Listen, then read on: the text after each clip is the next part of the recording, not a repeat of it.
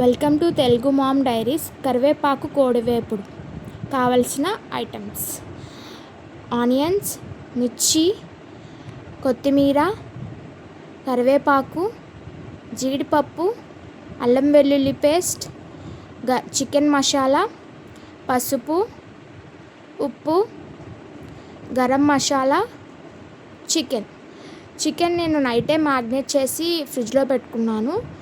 So ఇప్పుడు ప్రాసెస్లోకి వెళ్ళిపోదాం. ముందుగా స్టవ్ మీద కళాయి పెట్టుకోండి. సో కోడివేపుడికి ఆయిల్ ఎక్కువగానే పడుతుంది, మీకు తగినంత ఆయిల్ మీరు వేసుకోండి. ఆయిల్ కాగిన తర్వాత జీడిపప్పు అలానే కరివేపాకు రెండు వేసి కొంచెం దోరగా వేయించాలి, గోల్డెన్ కలర్ వచ్చేంత వరకు. ఆహా, ఈ స్మెల్కే మనకి నోరు ఊరిపోతూ ఉంటుందండి. సో గోల్డెన్ కలర్ వచ్చేసాక కరివేపాకు, జీడిపప్పు ఒక ప్లేట్లోకి తీసుకొని పెట్టుకోండి. సో ఇప్పుడు ఇదే కళాయిలోని నేను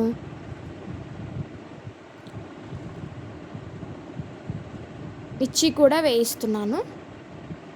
మిర్చి కూడా వేసుకున్నాక తీసుకొని పక్కన పెట్టుకోండి. ఇప్పుడు ఆనియన్స్ వేసుకోండి. ఆనియన్స్ మొత్తం వేసుకున్నాక ఒకసారి దోరగా వేయించుకోవాలి.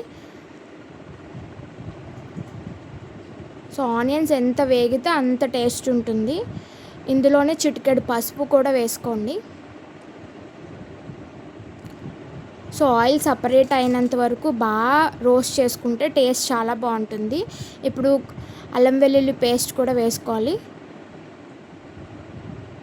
సో బాగా అల్లం వెల్లుల్లి పేస్ట్ బాగా వేగితే టేస్ట్ చాలా బాగుంటుంది. ఆయిల్ పైకి తేలేలాగా వేపాలి. ఇప్పుడు ఇందులోని మనం చికెన్ వేసుకుందాము. చికెన్కి ఈ గ్రేవీ పార్ట్ అంతా కూడా బాగా పట్టేలా కలుపుకోండి.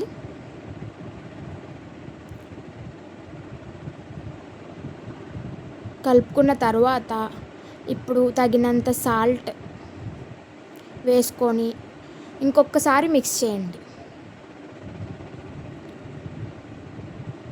ఓకేనా?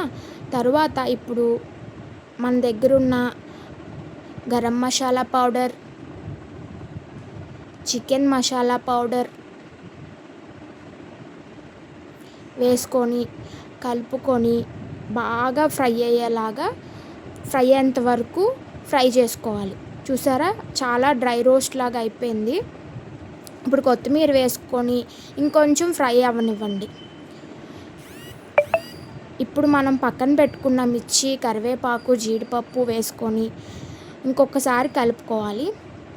ఆహా, ఒక చికెన్ ముక్క, ఆనియన్, జీడిపప్పు, మిర్చి పెట్టుకొని తింటే ఉంటుందబ్బా, నోట్లో బ్లాస్టే. మీరు కూడా ఈ రెసిపీని చేసుకొని ఎలా వచ్చిందో కామెంట్ సెక్షన్లో కామెంట్ చేయడం మాత్రం మర్చిపోవద్దే. సో ఈ వీడియోకి లైక్ చేయండి, షేర్ చేయండి, సబ్స్క్రైబ్ చేయండి, నన్ను సపోర్ట్ చేయండి. Okay, thank you, bye bye.